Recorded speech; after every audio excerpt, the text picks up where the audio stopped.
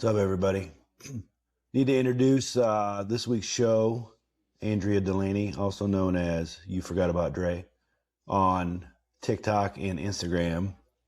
She is a local mom and former nurse. Well, that's not true. She is a nurse now. She just is not a bedside nurse. Turned influencer, women's sports, I don't know how you say it, internet commentator, which is pretty cool, and is just killing it with thousands of followers. She gets comped a bunch of stuff. Professional athletes reach out to her. I'm sure her kids' friends think her mom's cool because she's on the internet. And so I was lucky enough to sit down with her for a little over an hour, and we talked about how she got there. And it's a pretty cool story. What we forgot to talk about, and what I forgot to mention, was somewhere in the middle of that, I think maybe 2 years ago, maybe a little less than, she got diagnosed with adult onset diabetes and had to spend some time in the ICU, and now has a Bluetooth glucose monitor. Didn't even bring it up.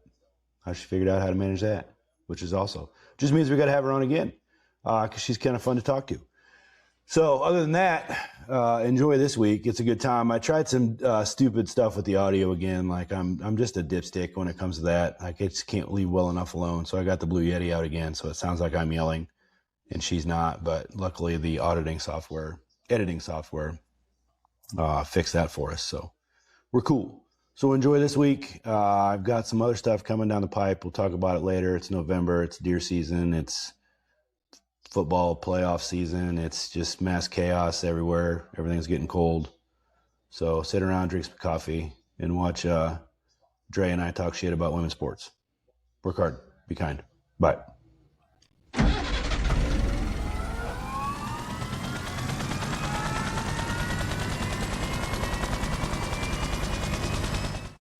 That's the everyday deal, isn't it? Oh, yeah. Well, sometimes she'll ride home with Tess, but not always. Oh, yeah. Is she good about giving younger sister a ride home, or is she kind of a... She usually is pretty good because we pay for all of her gas. Oh, sure. There comes a price with that, doesn't it? Uh-huh. Yeah. If you're not paying for it, you can go fetch. No activities after school or what? Yeah, Nora has volleyball from 5 to 7, but Joel's going to take her. Oh, yeah, because he's off the duty right now. Yeah, he just got off. Had to stop at Fairway. Your picture's really blurry. I don't know if it's me or you, but is this where you do? Yeah, I look good. In case you're curious, I look fine from here. Really? Yeah. Well, I wonder. It's weird. Yeah. Is it a slow connection? Do you have a Mac? Yeah, of course. I'm an Apple lady. You Android guy. So that's probably wise because I have whatever it is that's not a Mac. Yeah, I don't know. I hope actual recording. Oh, it says up here. It says the actual recording is higher quality. Okay. What is that? What do you think that means? You're the video person. Does that mean it's going to feather out? Do I try to do it from my phone? I can get on my phone and see if that's better. No, actually, you just kind of got unblurred there for a second. You're good now. Nope, now you're blurred again. Maybe it's just your connection. I don't listen. I don't know how to do this. I'm hoping you can give me some tips because I just started doing the videos because of the YouTube thing. Yeah. And so you're the only second video podcast I've ever done. Everyone else has been in person, or you don't have guests? No, well, it has, or just audio. So like in person podcasts, I don't have a camera and all that you influencers have. I just have like a microphone you stick on your shirt. Yep. And then we plug it into my phone, and then we just sit there and shoot the shit for an hour or so, and then I can do it all from my phone. But the video stuff, apparently, they say, is where it's at. That's where you get your clicks. Do you agree or disagree with that? Yeah, people like to see your face and see your reactions, and yeah, I don't like it at all. Do better than the text. When I listen to podcasts, though, I don't like watch two people talk. I just listen. If I have the time, I do. But a lot of times, if we have to go to YouTube to find it. But if I'm driving, I just listen to podcasts. I won't. Yeah, right. I won't ever listen to any. I won't ever watch two people talk. Like I won't sit down and watch them have a conversation. But I have them on in the background when I'm doing stuff, and that's how I learn my stuff. But this video thing is all new to me. So we'll figure it out as we go. Yeah. What do I call you? Do I call you Dre? You can call me whatever. Dre is my online persona. I want to talk about how we got to where we're at right now. They tell me to introduce myself as Dre, but that's not like. Who are you introducing yourself as Dre to? Because clearly you're not the OG Dre. The sports audience. I'm Dre from the 9, or I'm Dre from You Forgot About Dre, or because if they see my stuff and they know my name is Dre on there, and then I say my name's Andrea, they get confused. So I'm just. And they don't know who you are. It's kind of like having like an actor or singer not having a real name. Yes, it's like a stage name. Yeah, you're like Mark Twain, man. Sure. Stage name is another good way. Just like Mark Twain. Just like Mark Twain, he's just Sam McLennan. Like it's a thing. Way back in the day. Let's talk about how we got here and why we're talking. Okay. Because you are a nurse by trade. Yeah. And you're married to a cop, which fits into my whole theme right now, which is like, first responders and healthcare workers and shift workers and the lifestyle and all that kind of stuff. But now you're an influencer. Content creator. Is that the proper nomenclature? I don't feel like I have influence, so I don't like to call myself an influencer. If you went to your kid's career day right now, what would you say you are? I say that I'm like a women's sports reporter on the internet. Okay, so does reporter give some sort of idea that you're a journalist, that you have a journalism degree, or do you just talk shit about women's sports on TikTok and all of a sudden, boom, here you are? Yeah, but now that I work, like a media company hired me to do social media and some reporting for them. But I've always kind of towed that line of, do I want to be an actual like real life journalist, or do I just want to watch women's sports and talk about it with whoever will listen? Because the second seems like way cooler and way less like pressure to be 100% right or fact checked or have all your shit in a row. Like we're here in a little bit. We're gonna talk shit about women's sports, and I'm not gonna know anything about it because I'm not a women's. But nobody on the internet, when they see this, should look at me and go, that guy's a real dipstick, because I'm just talking shit about what I know about women's sports. That seems to be more free than being bound by some sort of journalistic. You have to have sources and you have to have that. Like, watching a video on the internet and then talking about that video seems to be like the thing now. Like anybody can do it, right? Anyone can do it. Yeah. I mean, eventually, either you're going to say things that are inflammatory or incorrect, hoping to get clicks, or you're going to build a following by choosing one over the other and going hard for that person. Or like I did, I'm like, it's okay to like them all. I just like to watch women's sports compete, and they're all really nice and really good. So let's do that. All right, let's talk about how you got here. So how you got to it, because I think it's really cool that you just, and I want to talk about the first video you ever did about this thing and how all that evolved into now you're making $500,000 just by making TikTok and getting a bunch of swag sent to you by some fairly unfamous women's athletes. They're famous in the women's sports world. Well, I know. That was just me talking shit. Hoping I get some clicks. I know. I do.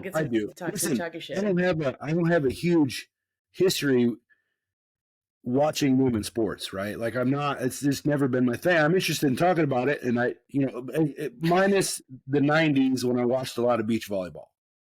Sure, as one does. Right. Because Gabby Reese was real good back in the day at beach volleyball, and I used to watch her play a lot of beach volleyball.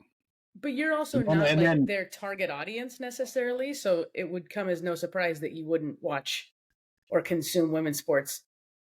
So I do now. I do now a little bit though, because I work with a lot of women, right? And so this is funny. One day we were down in Taylortown kicking it, and my partner Alyssa, she is a grad from Iowa. She's an Iowa grad. She ran track in Iowa.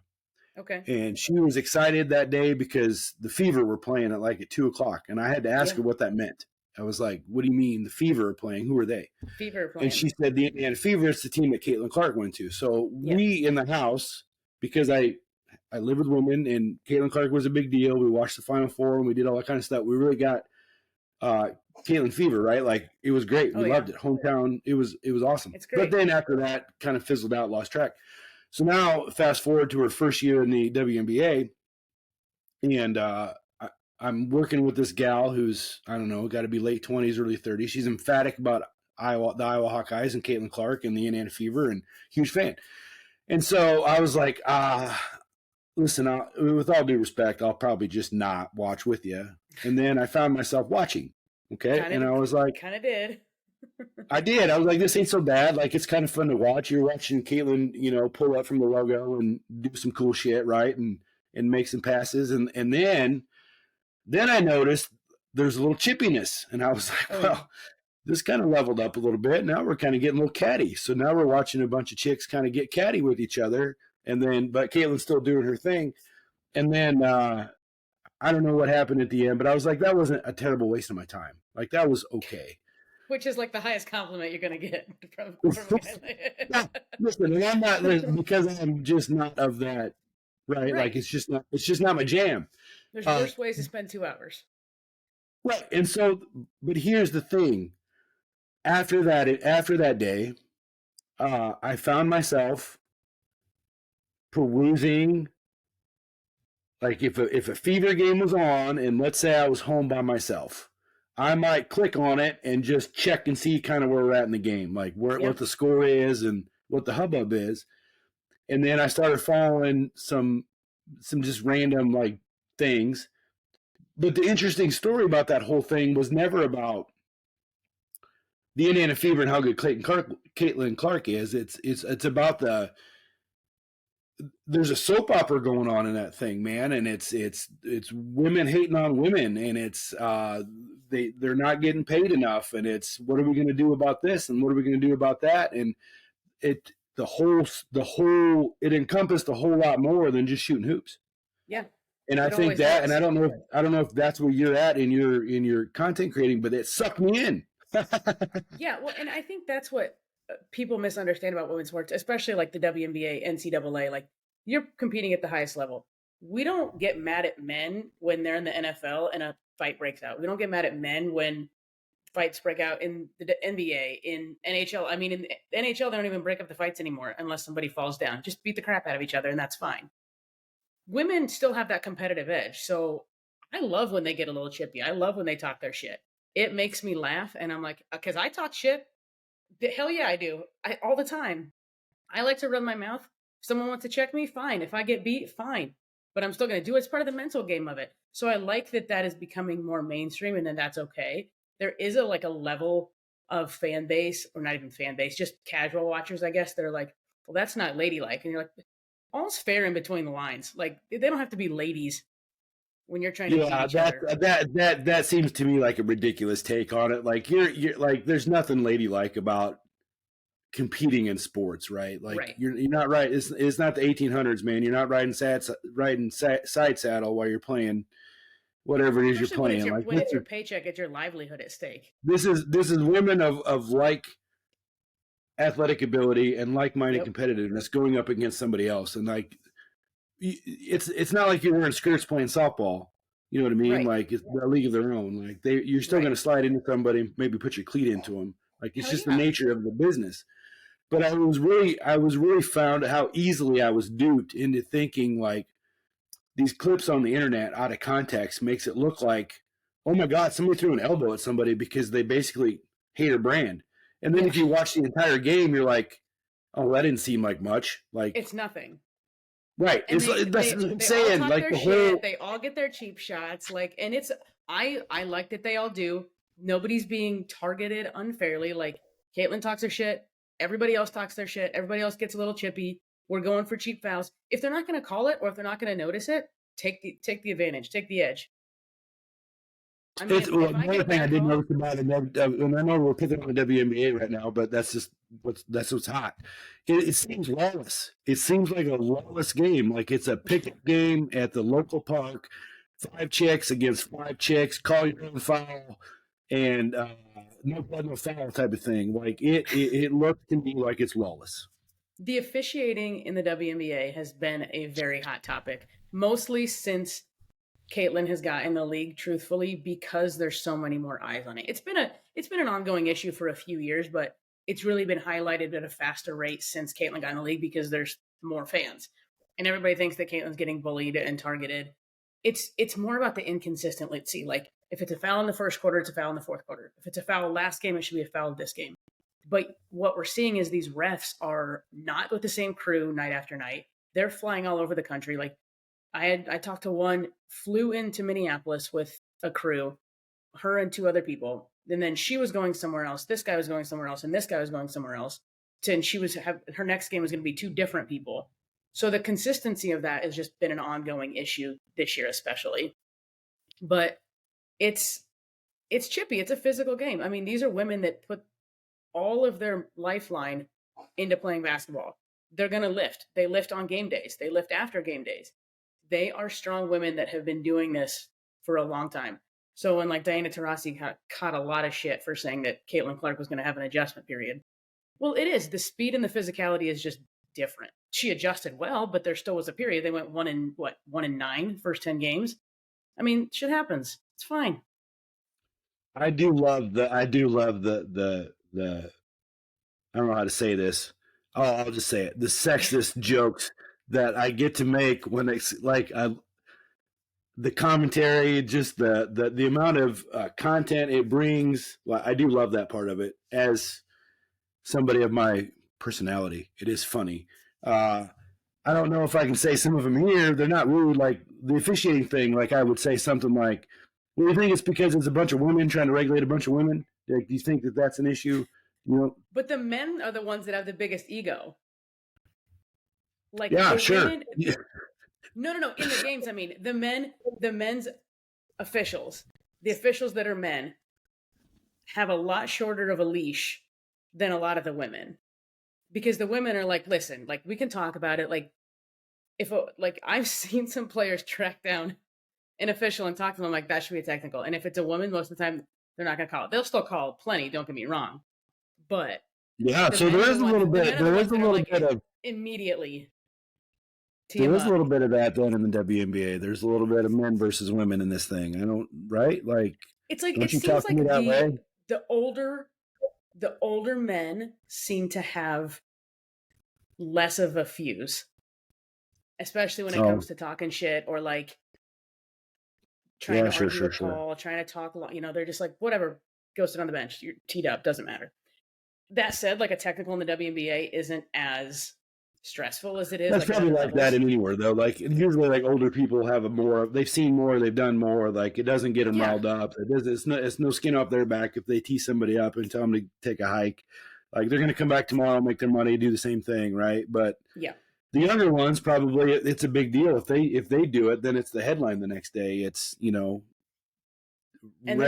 Caitlin Clark. Like it is. It's clickbait. It's lawless out there. And that one, I mean. Well, let's talk about how you got there. Let's talk about how you got here, right? Yeah. Because this is the fun part for me. Like this is when you first told me you were doing this kind of thing and that it was super successful, which I'm very happy for you. I think it's great. Thanks. It's hard to fathom because I'm not like I'm not a TikToker. So I don't know what's out there. But to hear what's come in and the opportunity that's made for you, right? Yeah. And having somebody in our community, I think it's awesome. But let's go back to graduation day from Sadell High School. 2004. Oh my God, that was 2004, you say? 2004, well, then, I'm a baby. Well, I'm doing the math in my head, so I got it about right. So 2004, Sadell High School graduation. You said, I just want to be a nurse. Is that how it went down? No, I wanted to be a PE teacher. No. Went to Grandview on a softball scholarship. They were supposed to be adding a PE education or physical education program. They had other education programs. After 2 years, they didn't have it. I was like, I want to do something else. I wanted to be closer to my boyfriend. He was at Iowa State. So I transferred to Iowa State and started a dietetics program. So I just go to be a dietitian first. Sure. Did that for 6 months, hated it. Yeah. We moved to. There's a lot of nurses. I know a lot of nurses that used to be dietitians and sports, exercise science people, or sports physiology, because in Iowa it just doesn't pan out. There's just not a lot. I mean, we moved to Webster City for Joel's job, and I was like, "There's one county dietitian for the county." Yeah, right. Like, what am I going to do? You know. And I didn't really want to write diet plans for renal patients. Sure. So I quit that. I was working in like the hospital coffee shop for a while, just paying the bills. Then Obamacare happened. I started doing like financial advocate stuff, and I was working in the ER doing like hospital registration. Kind of got over my fear of blood and guts. Also, I have like a bunch of nurses in my family, so kind of out of spite, I didn't want to be a nurse. Yeah, sure. Your dad is a first responder though, right? Yep, he's a former paramedic and now a nurse. Yeah, well, he's retired now, but yeah, he did helicopter in the 80s. He went to DMAC, and then he lives in Des Moines. Worked on Mercy's helicopter in the 80s for a long time. Worked on ambulances. Went back to nursing school when I was young, I think, actually. I don't remember it, but what's his last name? Reeves. Scott. I'll do some digging. He knows some old guys. Yeah, I know some old guys too, because coincidentally, I'm getting caught right in the middle. Yeah, because you're almost an old guy. Yeah, well, I still work with an old guy that's he's there since the inception of our helicopter. So I'll ask, what's your dad's name? Scott Reeves. Yeah, I'll ask. Yeah. So you're not unfamiliar with healthcare and shift work? Nope. And then I was like, I'm gonna go be a nurse. Actually, our 11-year-old, coded at delivery, in Fort Dodge, delivered in the dirty, and they brought him to Des Moines. And I was like, maybe if I can watch them do that, maybe I can do whatever. So like when he was a year and a half. I didn't graduate nursing school until 2018. Oh, it's a long path. Yeah.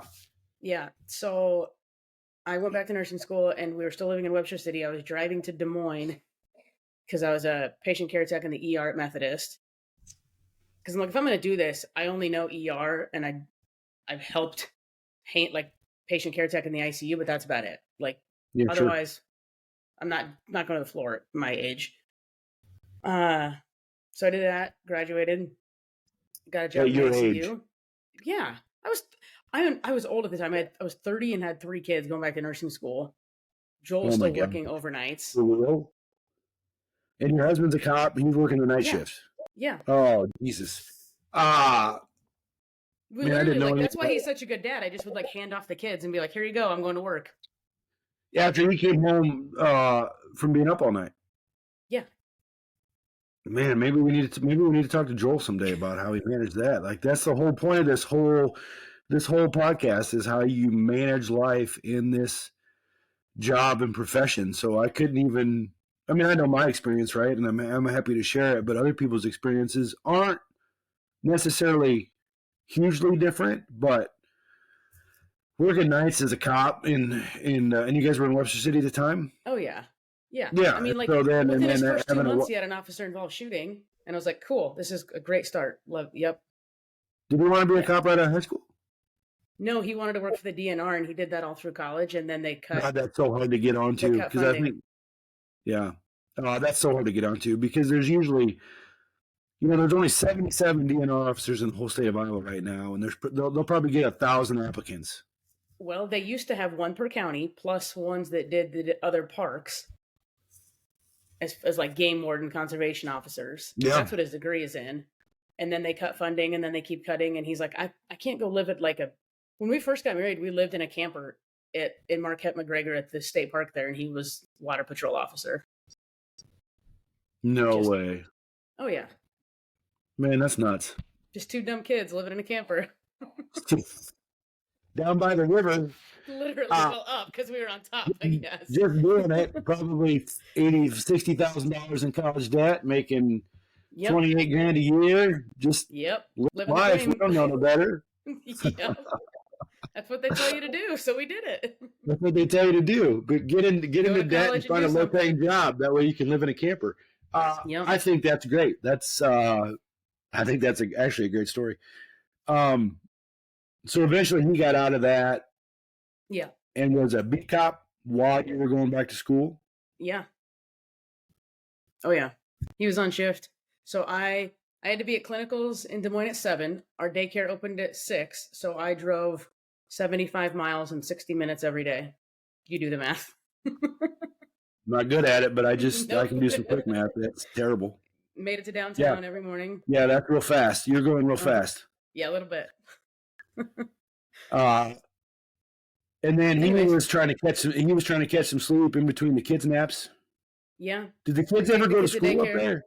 Did the kids ever get to school age? We moved here when Tessa was in first grade. Nora was in kindergarten. We moved in like November. So eventually, when I got hired in the ICU, I said, we need to move to Des Moines. Like both of our parents are here. We need to get back closer to home. I'm not going to commute an hour anymore.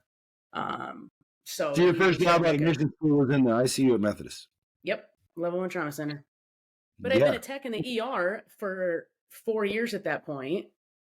Sure. So I'm like, can't be that different. And it is. Obviously, ER to ICU is different, but. Yeah, just ask anybody that has to hold a unit patient down in the ER for a day or two. They don't love it. Mm-mm. Nope.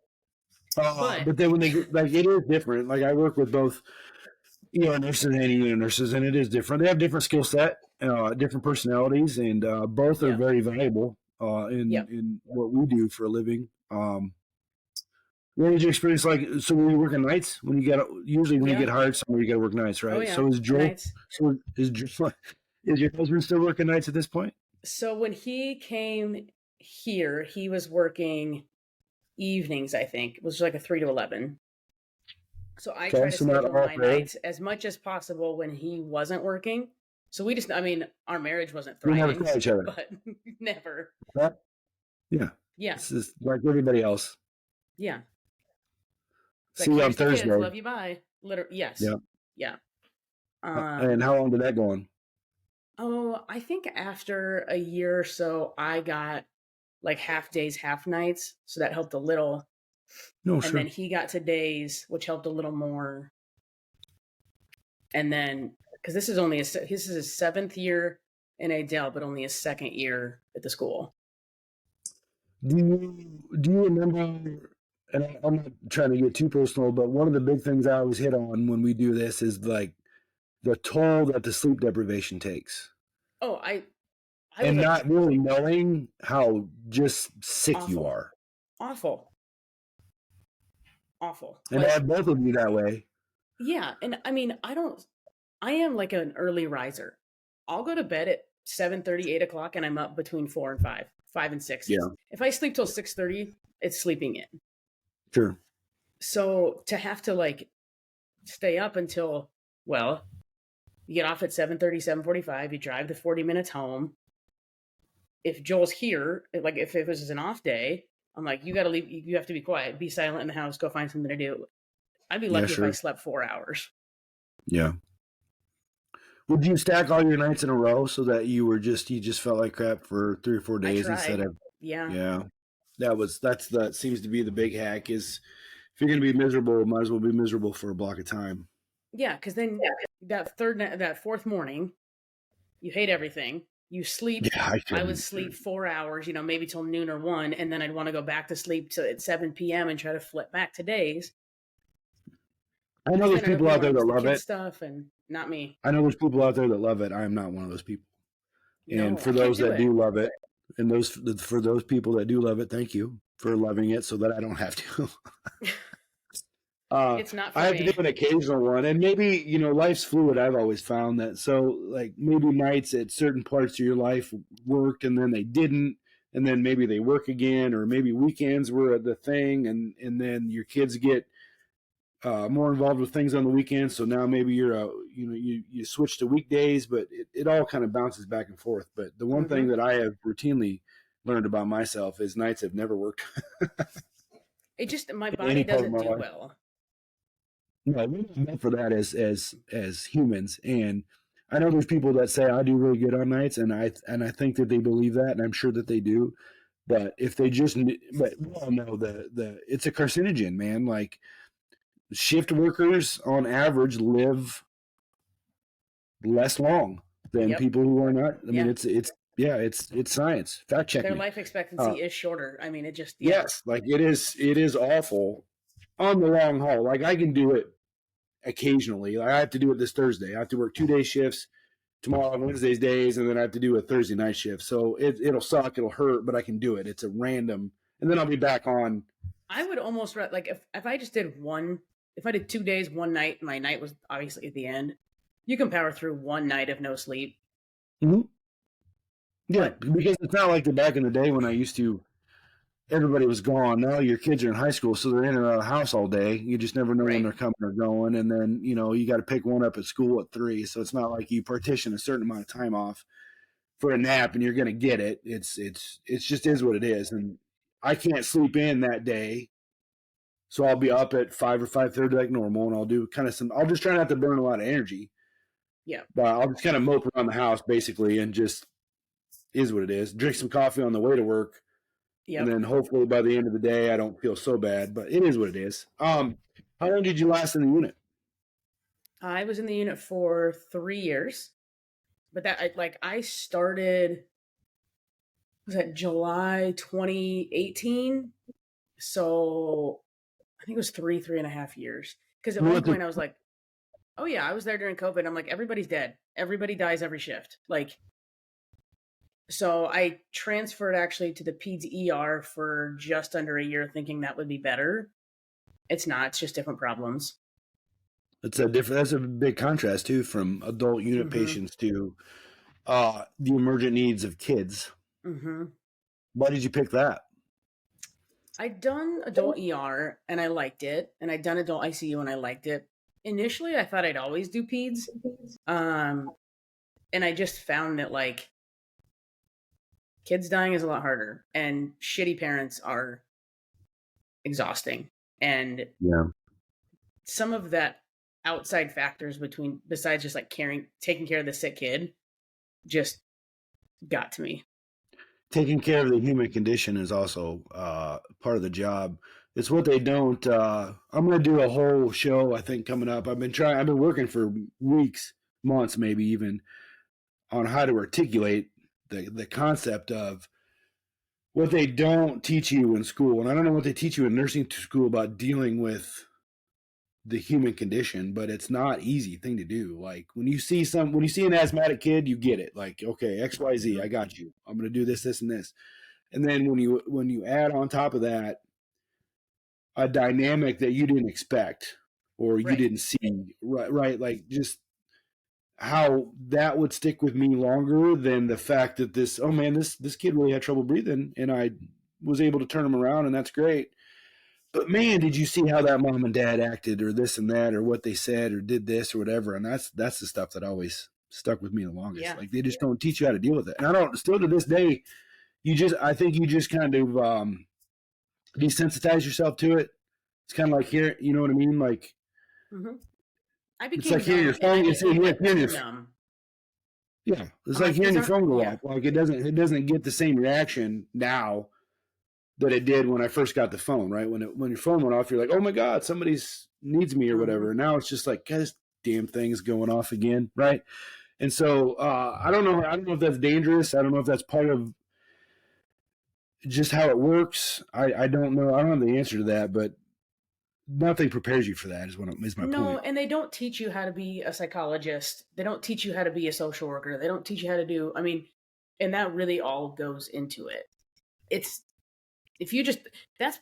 why a lot of people choose like the ICU. You're like, and especially nights in the ICU, intubated, sedated, and family's gone home. Best case scenario. Yeah, no visiting hours, right? Yeah. There's no drama. Right. You're just taking care of your patient. That's a good point. So lasted in the ER for a year, a little over a year. Mm-hmm. And then Yeah, what? just under a year. Actually, I was I was getting ready to like train on trauma stuff. I had just started training on like peds trauma stuff, which I'd done like adult trauma as a tech, and then Were obviously you nights in ICU the ER stuff. or were you days? I was like a 3 to 3 or 11 to 11, Yeah. which that's a brutal shift. Which one? 3 to Because 3 I was feel like the brutal. 11 one I could learn to like.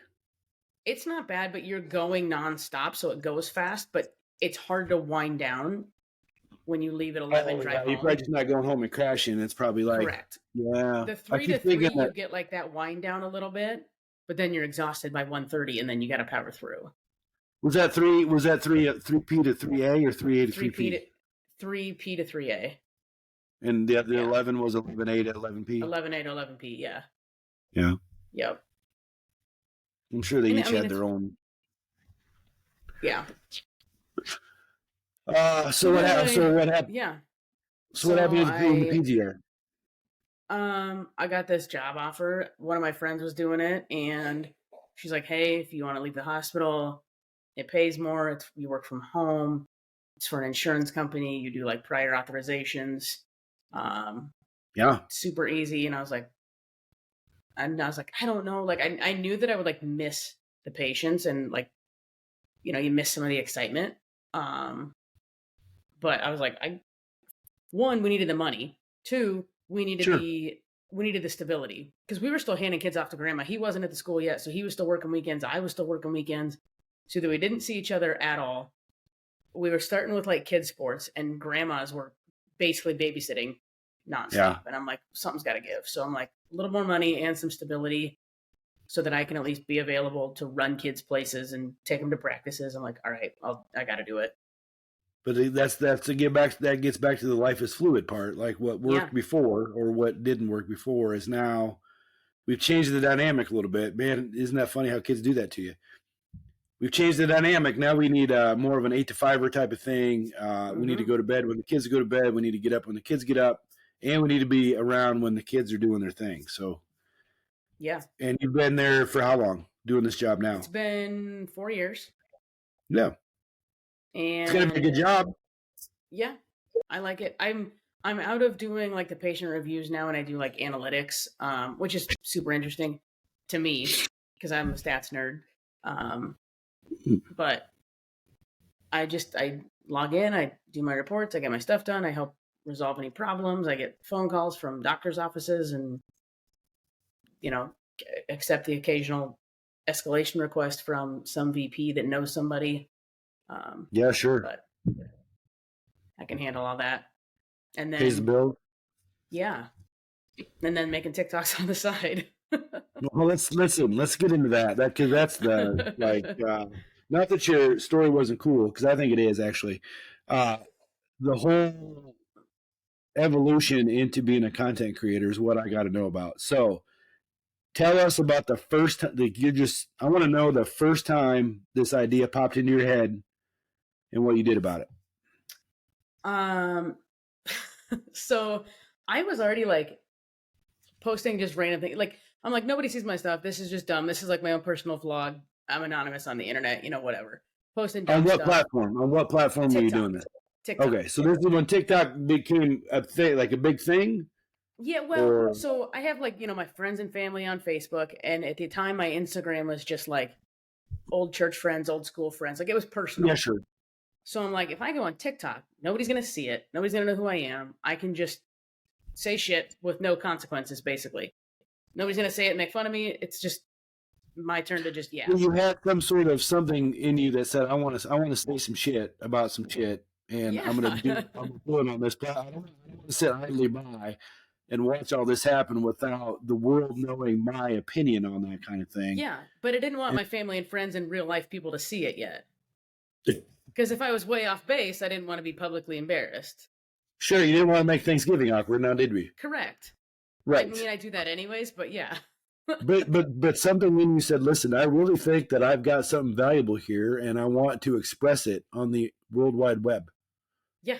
Because it's an interesting thought. Like, I don't know I guess a lot of people in this business are like, I have something to offer the world.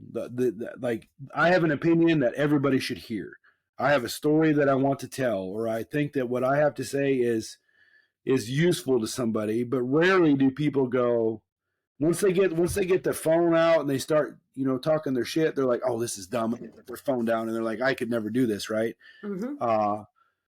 So I'm interested in what inside you said. Yeah, I think I'm gonna start talking some shit. Well, my kids like TikTok, so I was like, all right, I better get on TikTok and see what it's all about. What kind of videos, whatever. And I started following like nursing people, like nursing creators, if you will, like talking about patient care, talking about stories. Yeah. And I'm like, I can do that, but I'm not really in patient care anymore. And it's a really fine line between HIPAA and like, if my job sees it, even if it's not HIPAA, like they might hate it. Yeah. I don't want to do that. And everybody always says, if you can find something that you can just yap about for hours and hours and hours, do that. Like, and I'm like, I've always loved sports. I've always been an athlete. I've played at a competitive level. I have a high like sports IQ. So I'm like, and I don't really watch men's sports that much. Like I'll watch NFL with my husband. He's a Cowboys fan. I married into it. I can't help it. I can't believe you just proclaimed that on the internet because well, on the Eagles poster right here. If you see that right there. Yeah, but anyway, go ahead. Anyways, I'm like, but I like women's sports. I like to talk about women's sports, and it's fun to talk about women's sports with people in real life. So I'm like, if people know that I'm willing to talk about that in real life, people will know that I want to talk about it anywhere else. So I just like started talking about it, and then like really the first time it kind of popped off was like the Caitlin Angel thing, and I'm just like a really positive, silly person like in general. So I'm just like, guys, it's like you can like both. You don't have to pick one. Like what Caitlin did was fine when she did this or when she's talking her shit, which we know she does, and I love her for it. We have to be okay when others do it. Like it can't just be okay for one of them, and it's bullying and targeting if somebody does it back to her. Especially when she was on the internet saying, "Yeah, it's fine. Like, leave her alone." I have noticed what content I have researched of yours, and we'll tell everybody where to find you after this. That you're like you don't shit talk people. Like you're not there to say this lady is a bad person and this is why she's a bad person. Everything I have seen so far has been very celebratory of achievements, accomplishments. Yeah. And then what I think you do a really good job of is you try to squash narratives. I like do. People like me, like I'm in it for the, oh my God, did you see that? That lady just did that to that. And then you're like, listen, here's why this is not a big deal. Because you didn't see it in the whole content. So let's just stop back. And I'm like, you just kind of ruined my idea of what I wanted it to be. I know. So I think you do, like, not that my opinion matters, but you do a good job of being very, if it's possible in this day and age, just being neutral, non-biased. Yeah. I'm sure you got your favorite players, but I'm not going to go ahead and make this person a villain yet. Let's wait and see how it shakes out. Right. And truly, because there's so many fantastic players, obviously I came in, we live in Iowa. We've known about Caitlin Clark when she was still in college before the world knew about her. Maybe I did, maybe you didn't, which is fire. But like, just because I started out as her fan doesn't mean that you can't be fans of other people. And even in games now, like people ask me who my favorite team is, and I'm like, well, I like the Fever and I like the Aces and I like the Seattle Storm and I like, the Los Angeles Sparks, and I can rattle off 5 or 6 teams of like, these are my favorites to watch. And there's games where I'm like, I don't know who I want to win because I genuinely just like consuming high quality women's sports. But I'll do that. Like I've been watching our local high school volleyball. It's a state tournament. I've been watching that on YouTube all day as I work. I just like watching women's sports. And I think that there's so many talented people and good stories to tell that why would I waste my time and my platform talking shit about one player when so many other people are already doing that? Yeah, that's a good point. How long have you been doing this thing? Like, how long has this been going? It's been 3 years-ish, 3.5, I think. For real? When I started doing like the TikToks. And then I've been doing like more. So last year I started going to more things in person. We got like Iowa State women's season tickets last year to watch the Cyclones. So we went to a bunch of games, and so I would just get clips and content. But I've always done it like from a fan's perspective, and like just kind of talking about the game. Where do you get your content from? Do you just peruse the internet and find a story, or do you have people that tip you off? Do you have inside sources? So now that I'm in it, and now that I also work part-time for a media company doing some social media and getting clips. So if I'm at an event, I'll get clips for them. I do video recaps of the articles that their writers are writing. But really it's like whatever I think is interesting, I assume somebody else is going to find interesting. So I'll scroll Twitter, I'll scroll Instagram, if I see, I follow a lot of players. So if I see something on one of their Instagram stories and I'm like, I wonder what that's about, do 5 minutes of research. And I'm like, okay, like that's cool. Like it's really that, I can't stress enough not to overthink it. It's really that simple. So, okay, do you remember the first video you ever did? And you said, like before this, you thought that this was even going to go buck wild like it has. Like, you're just like, what did you talk about? Why did you talk about it? I think the first video I ever did that really, really went like crazy viral was actually a video about the Prince and Princess of Wales. And was that 2 years ago when they said that they both, like, Kate wasn't in the news all of a sudden, and then the prince was now the king because she had the cancer, they said. Yeah. But first they didn't say that. They didn't say that for a while, and I was like, she doesn't look good. Like something's going on. Sure. Like you don't just cancel all stuff. Like there's something going on. And that one I think got like 2 million views or something. Shut up. Yeah. Just out of the blue, like you had to have some sort of platform built up then for it to get 2 million views then. And no, what platform? I think I had like, it was on TikTok. I think I had like. Is that just how TikTok works? Yeah. Oh yeah. Literally. Yeah. So as an example, okay. Who tell you how to do all this stuff? Nobody. I just like figured out what works for me and what doesn't. And okay, this is how TikTok works, Jason. There's a content creator. He's been on TikTok for a really long time. He's a gay guy. He's hilarious. He posted a video of him and this guy that he's seeing on TikTok, but they didn't show his face. Like he's trying to keep him private. And this guy's got, I don't know, probably 15 million like followers on TikTok. But he posted just a partial video of this guy's like neck down, and then he's in the video. No big deal. I scroll past it. Probably 10 minutes later, I see a video of the guy posting by himself in that same costume. And I check the comments, I check the likes. It's up to like 2 million likes. So like, that's probably 15 million views. It's his first video on his entire account. And all he did was post himself. Not even the guy he's seeing that's actually famous, just himself. And all the comments are like, I swear we didn't go looking for you. Or like, it's the craziest thing how TikTok works. Anything can pop off at any time, and there's really no rhyme or reason to it. I can't explain it. I've had a video that's like 800,000 views. That's like, hey, did you know that Audie Crooks can sing? Here's this cute video of her singing in a bathroom. 800,000 views. And so, two things.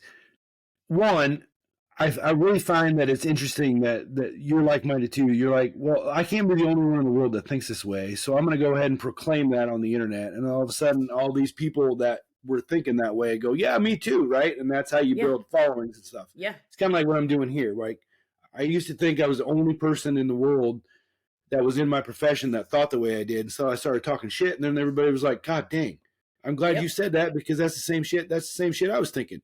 But nobody's ever talking it. I see you on Instagram, which is my platform, and my Instagram is terribly like flawed. I don't know what's going on, but I was like, when I first got into it and was promoting the show and got into it, I was posting every day and trying to get into the algorithm and doing the thing, and it's been nothing. Like I get maybe 4 likes and 0 comments, and I ask people all the time, and I'm not looking for pity, people. I'm just saying, like, this is how my like content creating life goes versus yours, and this is the point I'm trying to make. And so, but I do it anyway because I know that that's important for the show. And then I added it to YouTube, and I was like, well, YouTube says that if you want to podcast and be successful, you got to be on my YouTube channel. I'm up to 3 subscribers. Hey, look at that. 3, and it's been on there for a month, killing it. How many and you're telling me that you just went on TikTok one day and said, Kate Middleton, anybody seen her? And you're like, bam, you're off. TikTok is like that. So YouTube and like Instagram are more like consistency and like growth over time. That's why until this summer, I had never once posted a single video of mine from TikTok to Instagram. Like my Instagram was still just like my private friends and family. Here's my kids. Here's what's going on. And then people kept telling me, you need to cross post, like you need to grow your Instagram, because if you want brands and other opportunities, they need to be able to see what you're doing on Instagram and that you're consistent posting multiple places. I'm like, okay, fine. And I think I had like 4,000 followers at the end, like in the summer. Went to All-Star Weekend. I've been posting videos ever since. You from TikTok to Instagram? Some of them do, yeah. And so I started posting like on my TikTok story, like, hey, follow me on Instagram, or like, for more clips or whatever. You have to kind of like, you have to like cross promote a little bit. But then I've just been consistent, and I've had videos that get 200 views, and I've had videos that get 500,000 views. I've got this one from where a Caitlin Clark fan got kicked out of a Connecticut Sun game for talking shit to one of the rookies on the Connecticut Sun. And it, I think, did, I don't know, 150,000 on TikTok, and it's up to like 1.5 million on Instagram. You just never know. And it's completely different. You put all that together on your own? Like you just learned how to navigate TikTok and put your face in front of a video? Yeah. This is what you do. Hey, it's Dre from the Next, blah, blah, blah, blah, blah. 1 minute video so you can monetize it on TikTok. And then once you post it to TikTok, it automatically saves on your phone. Then you go into Instagram, and I just hit the button and uploads it to Instagram. But you do a lot with that video too. Like you're over the video. Like your face is like in. Yeah, I do a green screen, but that's an app setting in TikTok that takes 1 second. You just click on the plus button to make a video. I'm gonna turn my light on. It's getting dark in here. You just do the plus button, and it's there. Like, it's that simple. I can do a plus. You think I need to be on TikTok?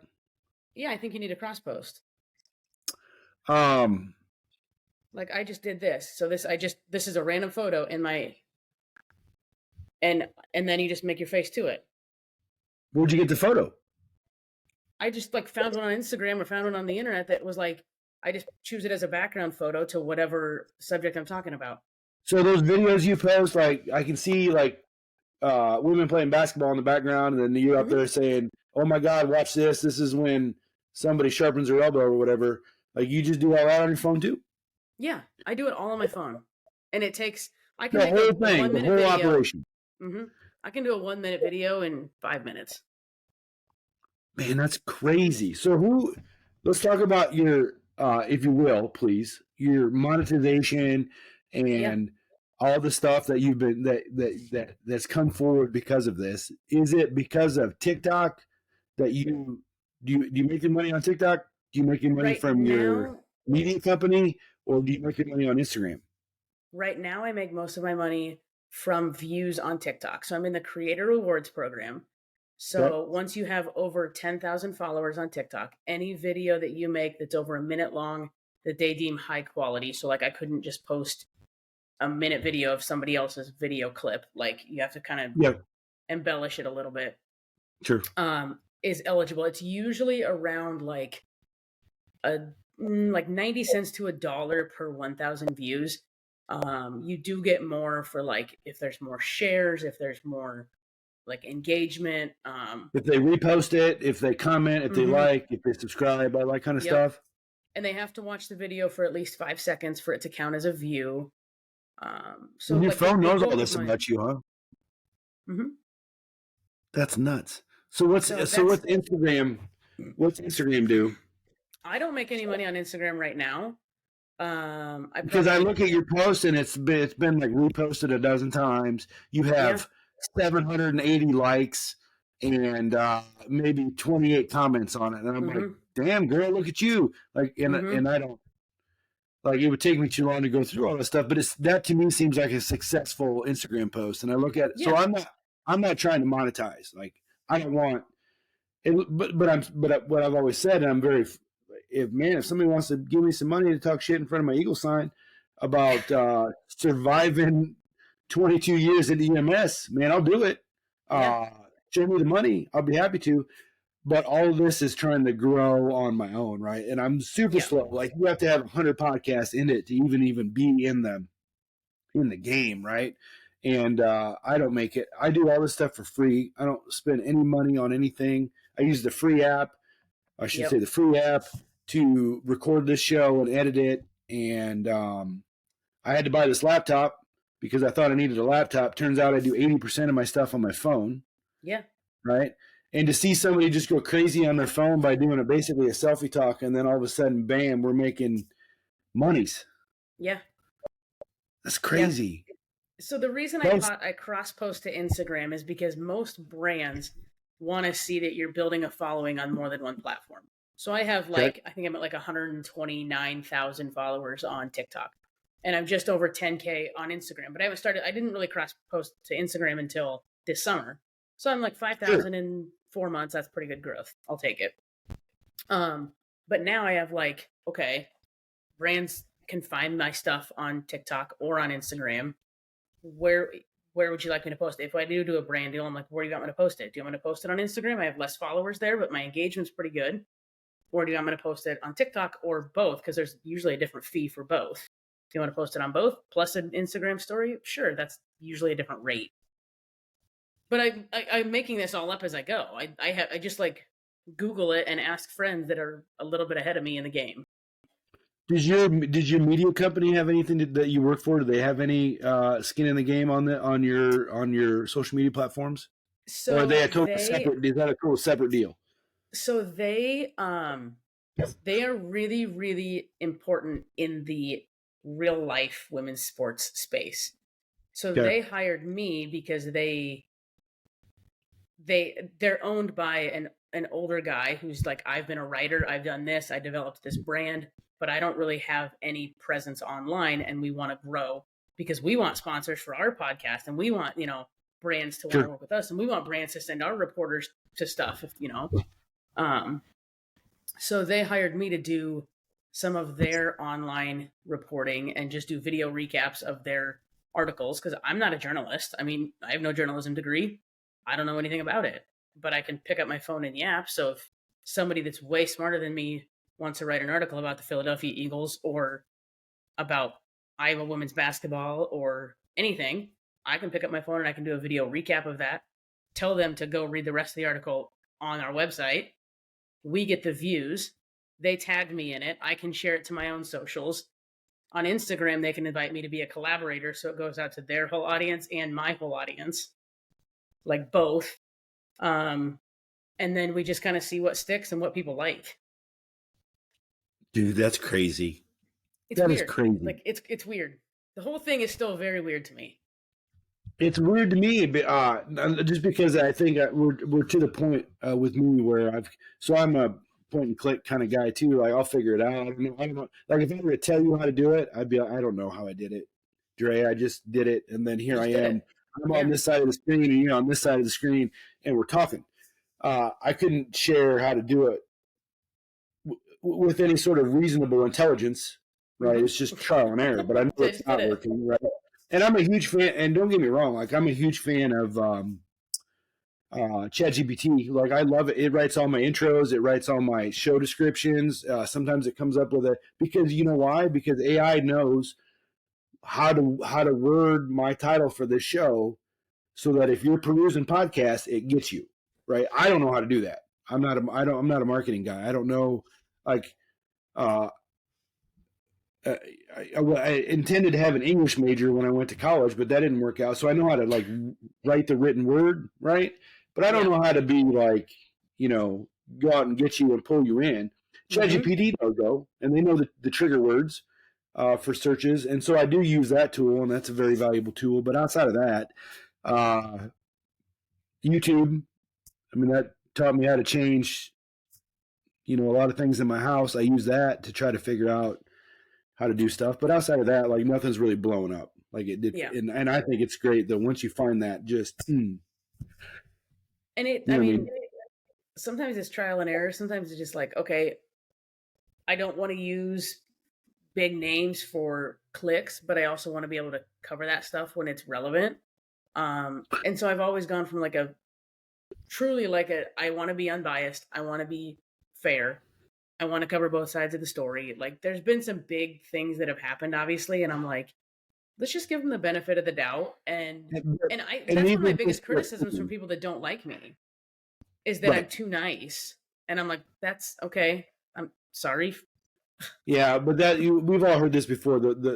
We love as humans drama, negative. We love the drama. Like we key on that, and Mm-hmm. there's a reason for it. I don't remember what it is now, but like we don't want to hear about sunshine and rainbows. We want to hear about this lady did this to what, and we want the dirt, the drama, the stuff, Mm-hmm. and that's what gets us right. And I don't understand that about us, but it is what it is.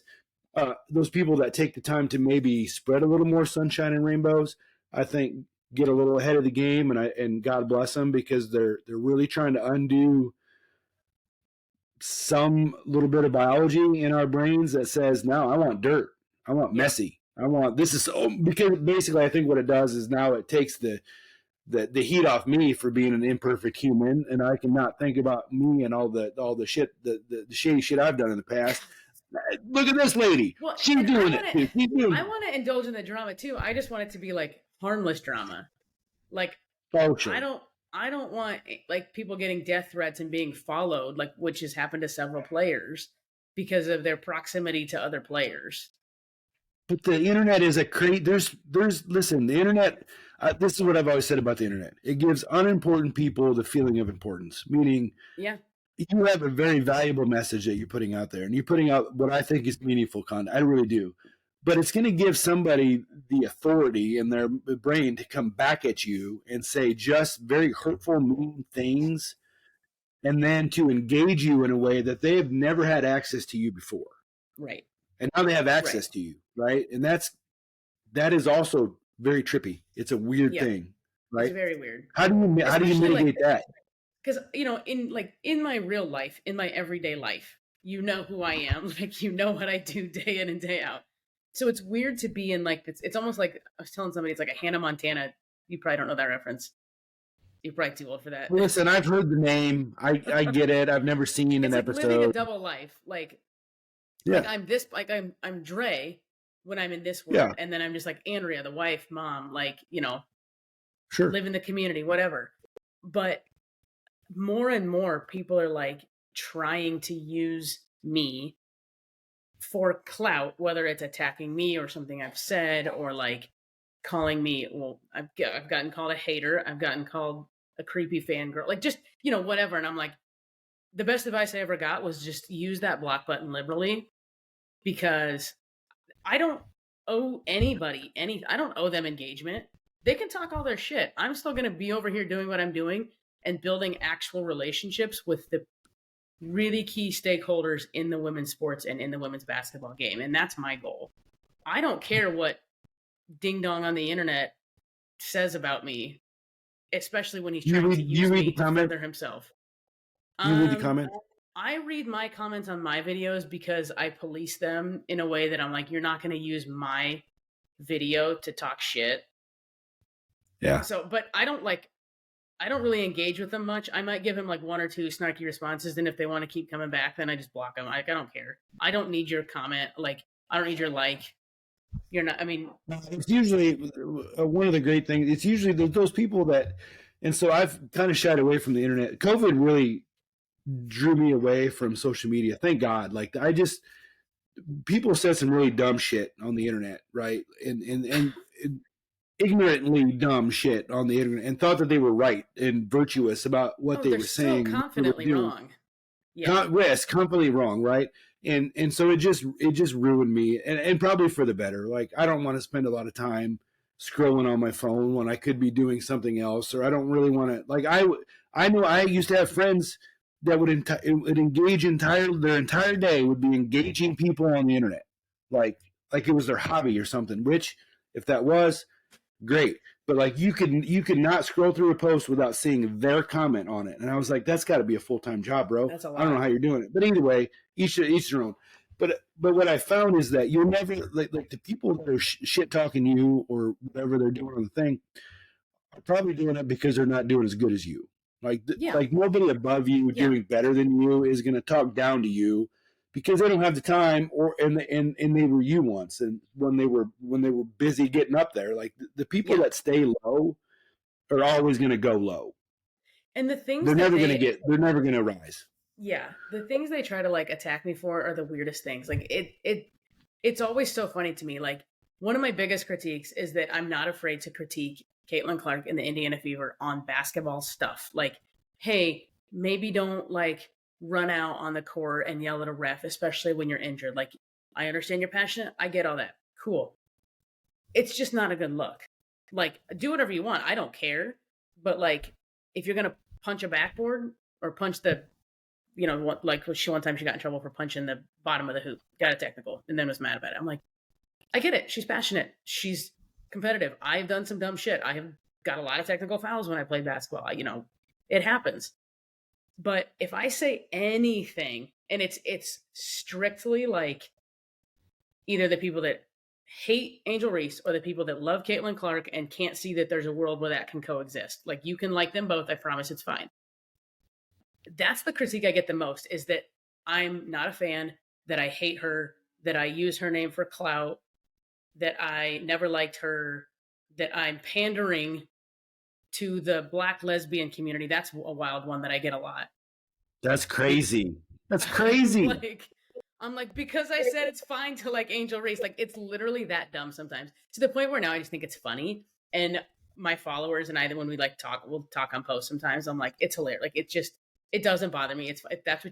Because again, they see the 3 videos I make a day that take me 15 minutes total and think they know who I am. Dude, the internet's it's a lawless place. People can say what they want. There's no meaning behind it. My favorites are the ones where they throw you a little shade and then they're like ghost you. They're like, I'm out. And you try to it's no place for me. Now, that being said, I also see a lot of like EMS, first responder, all that kind of stuff post, and some of it's really, really good, and I follow those really, really good ones. I think also some of it is really, really bad, and I think the cringy, if you will, like. It's hard for me to look at that kind of stuff in the game and then try to openly say, yeah, I belong to that community. Like I'm him. I that too, and it's trying to keep cautious, trying to be cautious on the internet with what I say and who I say it around and with, and then, but also try to be open enough that somebody in some other state goes, holy crap, that's the same thing I've been thinking this whole time. Like, so for you to just grip it and rip it and do it, I think was great. But I think people see the authenticity. And I think that's one thing. It's like, either you have to be really fucking funny. Sorry, can I say the F word on here? I already did. Sorry. I think I got to hit the explicit button now on my show. I don't know what the rules are, but I think I do now. If I edit it out, just edit that. You have to be really funny. Now, usually what I have to do, I have to click on the YouTube. This is not for kids. Okay, then edit. That changes my view status. I'm going to edit that one out. You have to be really funny, or you have to be like so authentic and just like people know that you care and like want to connect with you as a person. Like, otherwise it doesn't stick. People can read right through people that are trying too hard. The ones that's like, I see them all the time because I still on my algorithm hasn't a bunch of like nursing and EMS stuff. It's the ones where they're posting, they had in your mind, they had to set up a camera and then walk back to the helicopter, the ambulance with its lights on, and then they have to kneel down and it's to sad music, and you're like, dude. Hey, I did I think my 3rd episode ever, or at least in the top 5, was like a whole rant on social media posts. Like, if you have to set up a tripod to make it look like you've got PTSD, you don't have PTSD. It drove me insane. Like, that's not what PTSD looks like. I'm sorry, Junior. But we don't set up a camera and then walk back in front of the camera and start crying. It's not how it works, but it's everywhere. It just drove me nuts. Did a whole show on it. But like that one thing might go viral, but like overall, like that is not, people can tell that's inauthentic. They want to connect with you as a person. And I think would hope that's why so. I've been successful, because genuinely, like, people know that we can have discourse, we can discuss it, we can disagree, but we're going to be respectful and we're going to be real. Well, I think these conversations used to happen back in the day, but they happened at like barbershops and you know, salons and places where people would congregate and gather, and they would have these. Did you see what Caitlin Clark did last night? My God, she looked like a total rip. And then you're like, well, no, she didn't. She was just playing in the context of the game. And then, you know, the same thing happened in real life. You just agree to disagree, and you're never going to convince somebody on the other side of something to now come on your side. That's just not how the internet works, I don't think. But you can bring it to light and be like, I didn't see it that way, man. Like in context, it looked like it was pretty innocent, right? And that's why, like, in my videos, I try to break it down. One rule I have: I'm never going to show injuries. I don't think like that. I'm not going to show people in their weakest moments. The WNBA has a really bad habit of, like, and I think a lot of leagues do too, of showing the players, like, getting the different camera angles. Like Kelsey Mitchell in the playoffs for Indiana Fever Guard was in full on rhabdo on the court. Like, she somehow walked off the court eventually, but they had towels around her to guard her. They switched to it above the hoop camera and were looking down as she's like writhing in pain. I'm like, we don't need to do that. Like, we can be respectful. We can talk about the play. We can laugh about it, but we can be respectful of them as people to get the respect as people. So it's like that kind of clickbait stuff just bothers me. It just, it irks, like the DeMar Hamlin thing. Why did we show that? Why are we showing that replay over and over? Why are we showing replays of people at their worst? Deal. Yeah. That was a big deal. I suppose the saving grace from that is they had a really good outcome.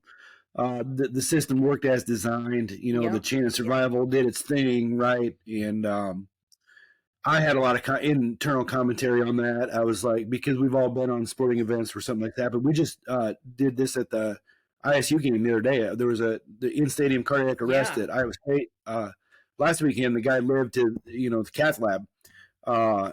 And great story, but the chain of survival worked the way it was intended to work, right? But you can imagine having any of that content caught on somebody's phone or like a kiss cam or something like that would be terrible. Yeah. And then for these broadcasters to just replay it and overanalyze it, I'm like, stop! Like, we don't need to keep reliving this guy's trauma for entertainment. Like, that's not who I am as a person, and it's not the kind of content I want to make. Do you think? Well, so tell us. Just give me a few examples of the. I want to say like the swag you've gotten for this, or some of like the perks you've gotten, places you've got to go, people you've got to meet and see, all because you decided to talk shit one day on TikTok. So I went to WNBA All-Star Weekend. Super fun. Ended up in a bunch of parties I really had no business being at, but it was a blast. Got to go to a couple like influencer events, volunteered some time for a local like nonprofit. Actually, it's not even local. It's called Run It Back. They do like pop-up basketball camps and stuff for people in different communities. So they had one in Indianapolis. So they had a bunch of kids that came to the camp, helped do some stuff for that. And then they got to like meet one of the WNBA players and sign autographs. They all got like a swag bag. And then they gave me a pair of shoes for volunteering, which was really nice. I wasn't really expecting anything at all. Just like, I've got an hour to kill. I would love to come help. Like, because that's the kind of feel-good stories that I want to tell. So I want to be there and experience it. Yeah. Angel Reese sent me a pair of shoes and sent me her Juicy Couture tracksuit. For real though, and I saw you did a thing, and that's like that's legit. Yeah, no, that's legit. It's legit. What they know? Oh yeah. Because these came last week from Angel. Tessa's gonna steal them. Because somehow your content got back to her. Yeah. Yeah. Or her brand or whoever. Yeah. And I mean, again, because I am very pro player, and I say it all the time, I am loyal to the players over loyal to the company or a team or the organization. So I'm going to fight for the players first and foremost. Like, and I've always been like that. So yeah, I mean, I make positive videos about players and about things that I'm experiencing. And sometimes people see it. Like, I have had several times discussions in DMs with players. I have been reached out to by other WNBA officials and WNBA people that work for them, like just saying, "Hey, I love your content, keep it up." Like that's super cool to me. That's not what I'm here for necessarily, but like it gives me the motivation sometimes to keep going and being like, I a lot of times there's so much negativity that I don't want to pile onto that. That's crazy. I'll cover hard subjects, but I don't want to talk shit on the internet all day.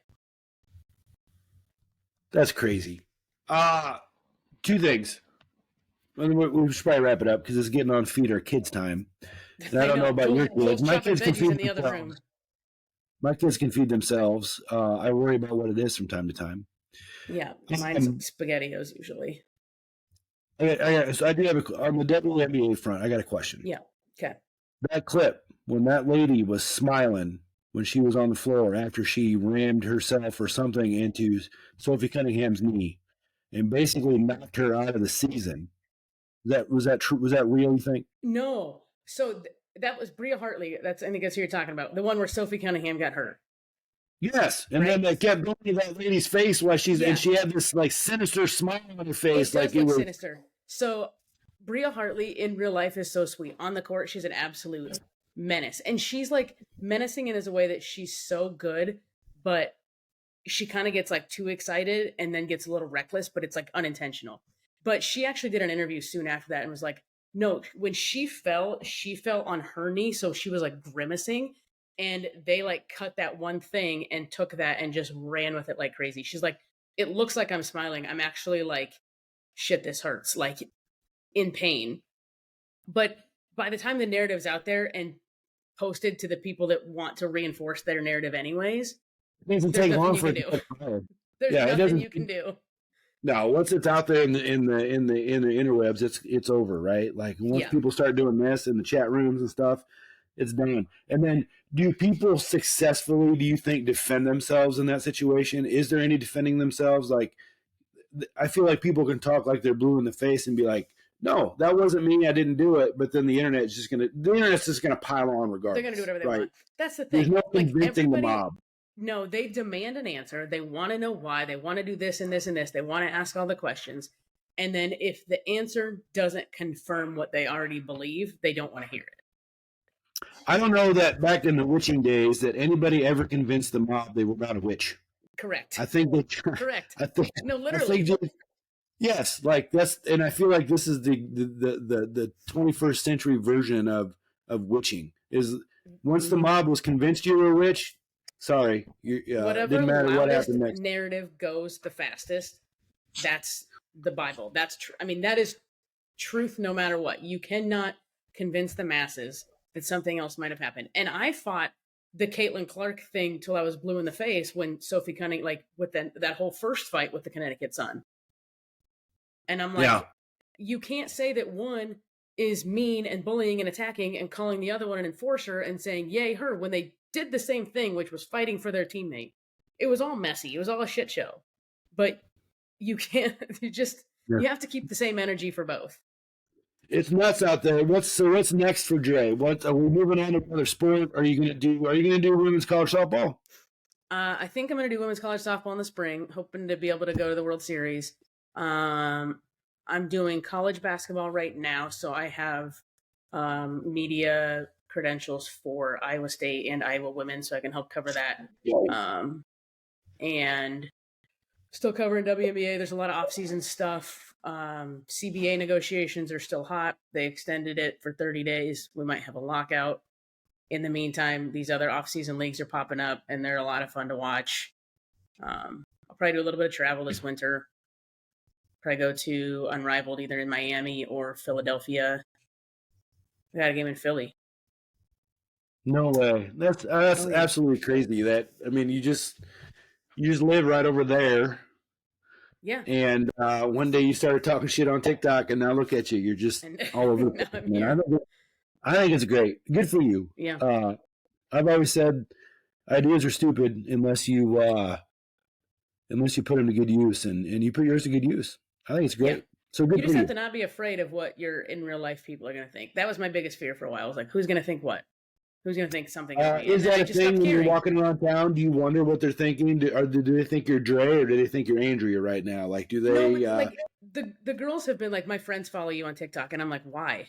Like they don't have to. That's fine. Like I can be anonymous. I can just be your mom. Like it's cool. I don't think that's the way it works on the internet. I think like so my kids and some of their friends listen to this podcast.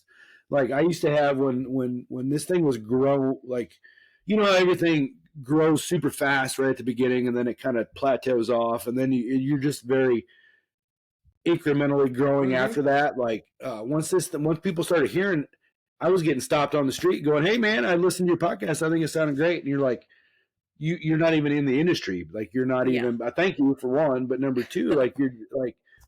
So then the doubt creeps in. It's like, oh man, I bet they heard me say that about the other day when I was talking shit about this or that or whatever. And then you just always kind of wonder, like now what do they really? They probably had a preconceived idea of me before, but now what do they really think of me now after I put my voice out there on the internet for everybody to hear?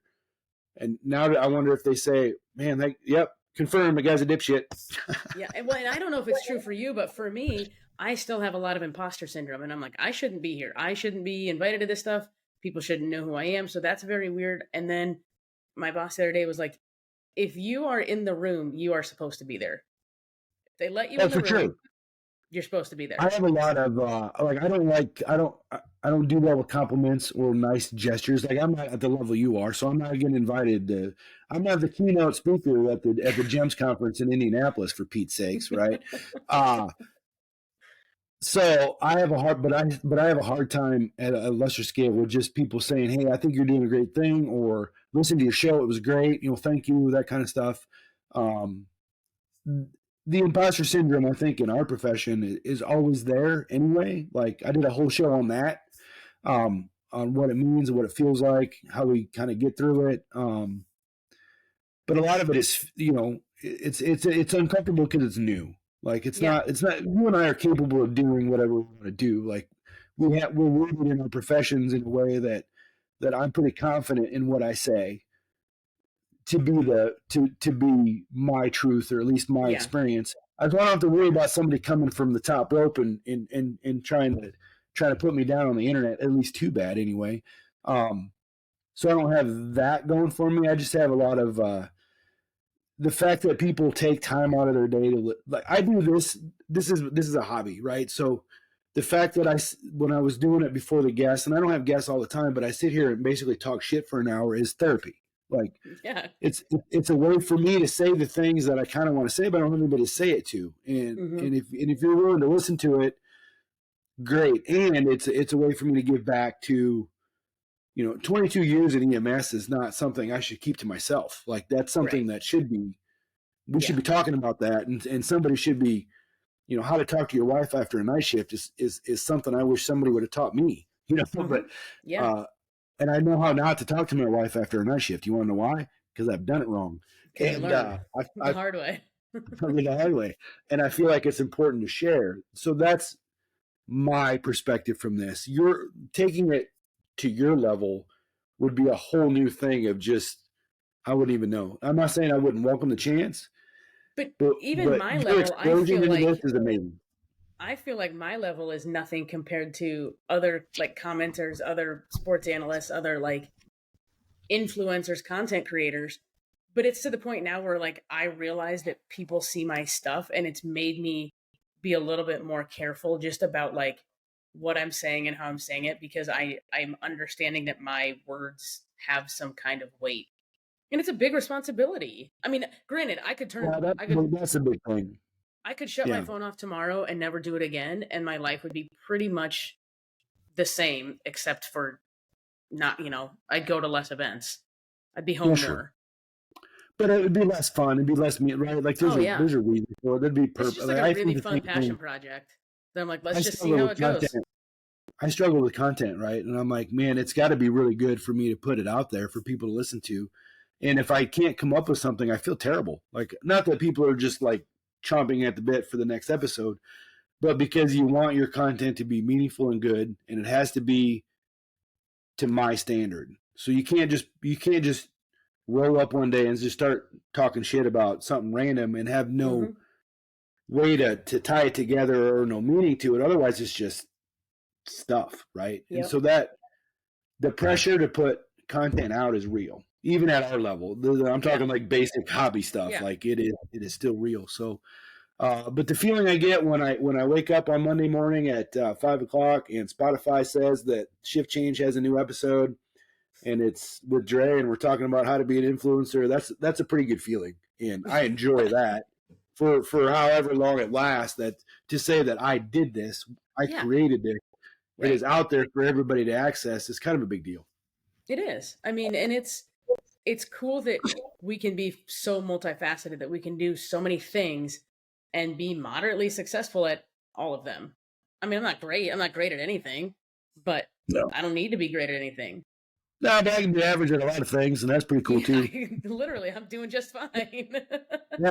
Listen, I like to drink coffee and shoot deer, and I'm real good at one of those. Yep.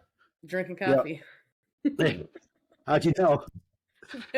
Listen, not that my 50 followers need to hear where they can find you from, because I'm sure they probably already know, but tell them where they can find you. So You Forgot About Dre on all platforms, TikTok, Instagram. I don't have a Facebook. They keep telling me to do that. I haven't done it yet, which is a play on my name. I've never been an Andy. I've always been a Dre. You Forgot About Dre was my walk-up song when I played high school sports. So did you came up with that, not your marketing company? Yeah, it's me. You Forgot About Dre. It's funny you say that about Facebook, because I follow a gal on Instagram. She's an educator, EMS educator, and she's pretty big, and she's real big, and very smart. She posted that Facebook or Instagram finally basically bullied her into making a Facebook account because of how it cross posts and stuff. So she posted a picture of her Facebook profile now against her better. Like, she's off Facebook for a reason, because the comments are awful and it's just awful. It is a different beast. So the only reason I say that is because there might be a point when you're going to get solicited by Facebook that says, "Hey, listen, I think if you want to go to the next level." They keep telling me, I get emails probably twice a week about, we need you in the meta program. You need to be in the creator meta program. Like, we need you to cross post. And I'm like, hold out as long as you can. That's like too close to my real life. Like, my Facebook, I mean, it's private. It's like friends only, but still, like, it's not that hard to find me if you really I deactivated mine during COVID. I couldn't take, and honestly, like, I've kind of played around with deactivating it, and then you get back on it after a while. You're like, oh, I wonder what. But COVID ended my Facebook life, and I'm totally fine with that. Like, I have no regrets from that, so I don't see me getting back on that anytime soon. So TikTok and Instagram, nothing on YouTube yet. Nothing on YouTube yet. They keep telling me to do that. I don't make longer content though. So unless I'm going to post minute-long videos and then just pre-game and post-game interview, like, questions that I get. You like getting on the shorts game. Like, shorts are can only be 60 seconds long. I could do shorts maybe. And I'm telling you right now, like, if anything's longer than, even my attention span has gotten less with this damn thing in my thing. And the kids' attention span is even worse. Like, none of them can watch movies anymore because it's longer than 45 seconds. Too long, so, yeah. So I don't know, something to think about. All right, I'm gonna hit the stop record button here in a second, but stay on the line for just a second. But seriously, thank you for doing this. I think it's a great story. AI is gonna go crazy with the intro to this, and sure. You didn't have permission from your marketing company to do this, did you? No. I mean, do they know who I am? I can do my own stuff. I just, like, I didn't say their name, so yeah. So that's like the only rule. Yeah, I mean, and I could say that I'm working with them, like, they would be proud of it. But usually when I'm doing my own stuff, I just do my own stuff, and then when I'm doing their stuff, I do their stuff. If they want to be on their podcast, obviously they'd tie it in, but I can do my own stuff on my own. So. All right. Well, listen, I can't thank you. I know we gabbed too long, but thanks for doing this. It's cool. I think we should do it again too. I want to know, like, during softball season, we should talk. Okay, that sounds great. All right. See ya. See you later. Hey guys, thanks again for listening to another episode of the Shift Change Podcast. I need to ask if you would leave a rating. I think that it helps people who are new to the podcast find it quicker. It doesn't do me any good, but it does help other people that are looking for the Shift Change Podcast on Spotify or Apple. It just comes up quicker the more ratings that you give it. Whether you give it a 2 or a 5, it doesn't make a difference. It just helps other people. If you need to get a hold of me, contact me via my email, the show email, which is talkshiftchange@gmail.com. Or you can message me on Instagram at talk.shiftchange. Excuse me, at talk.shiftchange on Instagram. As always, thanks for listening. I could not have imagined how well this podcast has been received. So, as always, I appreciate it. Work hard, be kind.